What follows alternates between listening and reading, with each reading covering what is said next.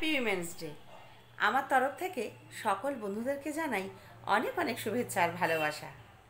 আজকে সবাই কি করলে? শনিবার, অনেকের ছুটি থাকে যারা অফিস করো, আর আমরা যারা গৃহবধূ আমাদের তো কোনো ছুটি নেই। আমাদের প্রত্যেক দিনের মতো একটা কাজই করে যেতে হয়।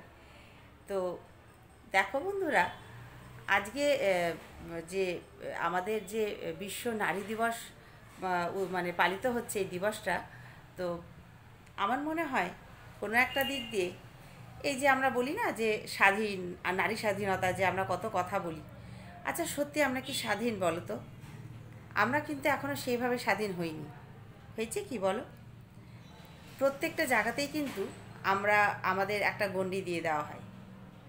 ছোটোবেলাটায় মা বাবারা যেটা বলেন নারী পড়াশোনা করো, আমি সবার প্রথমে আমার গর্ভধারিণী মাকে বুঝি, যার গর্ভে আমি জন্মেছি আর যে লালন পালন করে আমাকে বড় করেছে তার মতন করে। কোনো কোনো জায়গায় আজও কিন্তু মেয়েদের প্রতি সেইভাবে দেখা হয় না।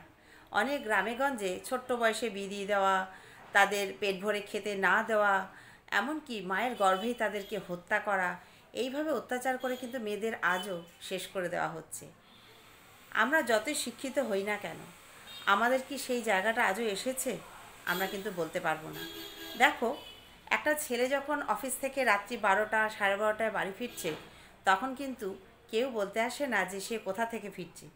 সেরকমই একটা মেয়ে যখন একটু রাত করে অফিস থেকে বাড়ি ফেরে, আমরা কিভাবে বলি তাকে, এই দেখো কোথা থেকে কি আড্ডা মেরে ফিরছে, আদৌ কি অফিস থেকে ফিরছে? এই মনোভাবগুলো কিন্তু আজকে আমাদের এখনও পর্যন্ত অনেকের ক্ষেত্রেই, সবার ক্ষেত্রে বলবো না, অনেকের ক্ষেত্রেই এখনও উন্নত হয়নি। এমনকি এই যে রিসেন্ট ঘটে যাওয়া যে ঘটনা, একজন ডাক্তার পড়ুয়া, যার মা বাবা নিশ্চিন্তে তাকে একটা বড় মানের ডাক্তার তৈরি করলো, সে গেল কাজের জায়গায়, সেখানে সে অবিচারে তাকে মেরে ফেলা হলো। যদিও সেই বিচার এখনও চলছে, জানি না আমরা সঠিক বিচার পাবো কি না। তবে এই যে নারীদের ওপর যে অত্যাচার, আজও কিন্তু সে শিক্ষিত হই বা না হই, আমরা কিন্তু একভাবে অত্যাচারিত হয়েই আসছি। জানি না এর থেকে আমরা নিস্তার পাবো কি না। তবে আমাদের জন্য সরকার যথাসাধ্য চেষ্টা করছেন। অনেক কিছু নিয়ম এসেছে আমাদের জন্য, আমাদের রক্ষা করার জন্য সরকারের তরফ থেকে। তো এর জন্য সরকারকে অনেক অনেক ধন্যবাদ। আর আমাদের মেয়েদেরকে কিন্তু মেয়েদের পাশেই থাকতে হবে।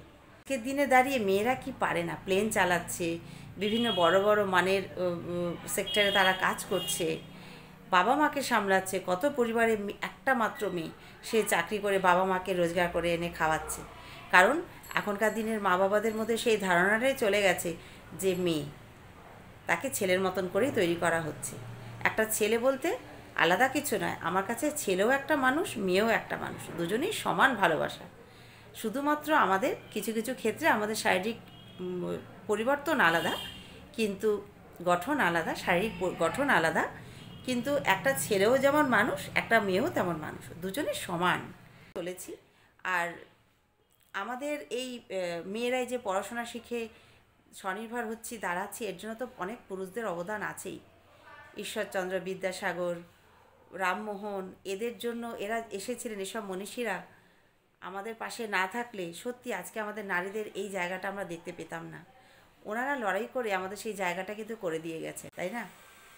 তো বিভিন্নভাবে বিভিন্ন সময়ে বিভিন্ন নারীরা এসে আমাদের এই পৃথিবীটাকে আলোকিত করে রেখে গেছে, অনেক মহিয়সী নারী। তাই জন্য যেমন রানী লক্ষ্মীবাঈ, তিনি বীরাঙ্গনা ছিলেন, লড়াই করেছিলেন ইংরেজদের বিরুদ্ধে আমাদের দেশকে স্বাধীন করার জন্য। তা সেই জন্য আমি আমার মতন করে, আমার মাও যেরকম আমার কাছে আজকের দিনে নমস্য, যত বন্ধু আছে সবার মা, কাকিমা, মাসিমা, সবাইকে আমার তরফ থেকে এই বিশ্ব নারী দিবসে অনেক অনেক প্রণাম।